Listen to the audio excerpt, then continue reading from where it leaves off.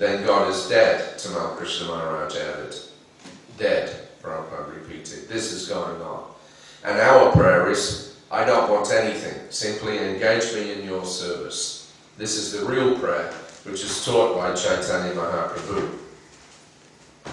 Anyway, so later on, Shastri was asked by Prabhupada to travel with him.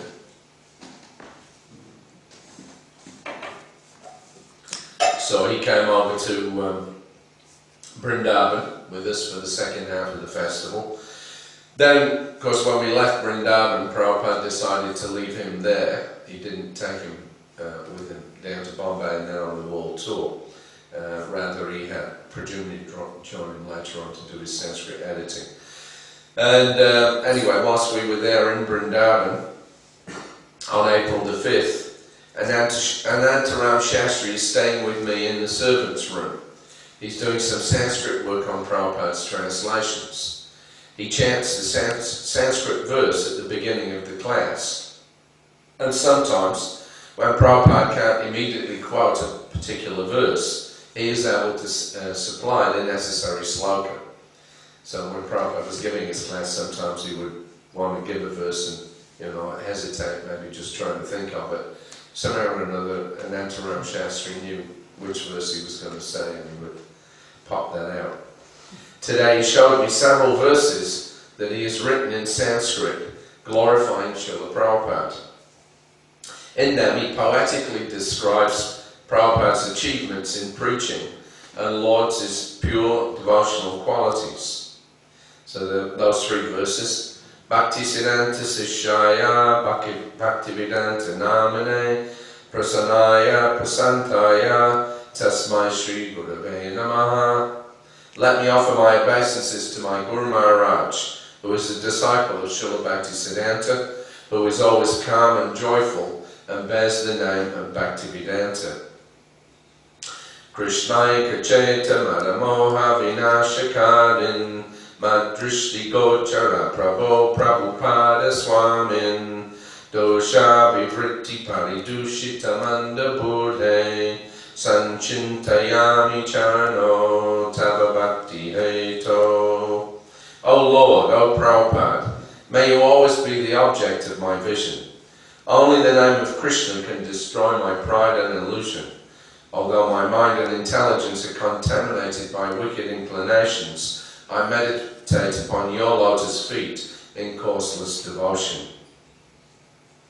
Vrindavane Ramanareti Prasida Bhumau Tatrapi Krishna Balarama Supada Mule Jnanam Param Parama Krishna Sudamit Yuktam Dantastu Deva Prabhupada Namo Namaste. In the most holy land of Vrindavan in Ramanreti, at the lotus feet of Sri Krishna Balaram, you are preaching the topmost knowledge of the Supreme Personality, Lord Krishna, who is the fountainhead of religion. O Master of the senses, O my Lord Srila Prabhupada, let me offer my humble obeisances unto you. As he explained their meanings to me, tears began to stream down his face. Although I didn't say anything, it put me off. I appreciated his devotional sentiments, but his display of emotion made me feel uncomfortable.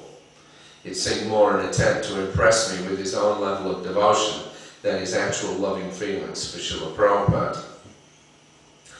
And when we came back to Vrindavan in September after the world tour, no more Anantaram Shastri, he'd already left. So much for his devotion. But anyway, he did come actually one time to see Srila Prabhupada, but he was very kind of contrite, and Prabhupada couldn't persuade him to come back and join the temple. He'd gone off onto other things. So, so much for his devotion to Prabhupada. But anyway, the verses themselves are nice. And by late November, Yashodanandan Swami, he had been teaching the boys how to chant the Brahma Samhita. The Gurukul was just kind of building up at that time. And Prabhupada had heard Yashodanandan chanting the Brahma Samhita in the mornings when they were bathing the deities. because Prabhupada's rooms are right next to the temple and just behind the deity rooms. And so then he had called Yashodanandan in and told him that he should train the boys up how to chant like that as well. So every morning they would chant the Brahma Samhita. And then one morning, at the end of Prabhupada's class, without any warning, because normally when we finish the class, Prabhupada would get down from his Vyasa, and then there would be a kirtan and he would go out and back to his rooms. But one morning, all the boys suddenly lined up in front of Srila Prabhupada, and then they started chanting these verses. So they actually, not the first one, but the second two verses, they would chant that, and then there was a third verse that they got, Madhuram, Madhuram, Madhuram, Vibho, something like that, from the Chaitanya Charitamrita. So they were all lined up like this, with their hands together, and they all loudly chanted these verses whilst Prabhupada was still sitting there on the Vyasa, and they liked it very much. And I think that, at least, I haven't been there recently, but a few years ago I had gone to Philadelphia Temple, and they chant these verses before Prabhupada's Guru Puja. So it's nice. Anyway, so that was a little bit of poetry there. Some bad, some good. But the point is that you have to be very careful what you write. If you're not a realized soul, then there will be mistakes. As he put, Nachiye, Nachiye, Ale Gopal. You know, Gopal, come to me dancing. That's not the right Vaishnava mood. So one has to be basically, at least he has to understand the liberated platform. If he's not liberated himself, he has to just repeat, that's all. And then gradually he'll become purified. So one example of a person that wanted to write that Prabhupada heard about but didn't approve. This was on April the 21st, 1976. Prabhupada had arrived in Melbourne, Australia. At that time there was this splinter group from ISKCON led by Siddhaswarupananda and Tusta Krishna. They were in Hawaii and New Zealand respectively, but they also had a following in Australia. When they split away from ISKCON, I think in late 1973, they took a large number of devotees with them. We had to close our Brisbane temple down. We lost about 20 devotees or something from there. And we lost quite a few from Sydney and Melbourne, and we lost the whole Auckland temple. And so anyway, it was a bit of a trauma. But they were still keeping in touch with Prabhupada, and he was still encouraging them because they liked to chant. But they had their very independent, own concepts about preaching and etc. So anyway, the revolutionary instinct is one of the characteristics that has made Prabhupada so successful in his preaching. He tells things as it is. It also separates him from some of his godbrothers.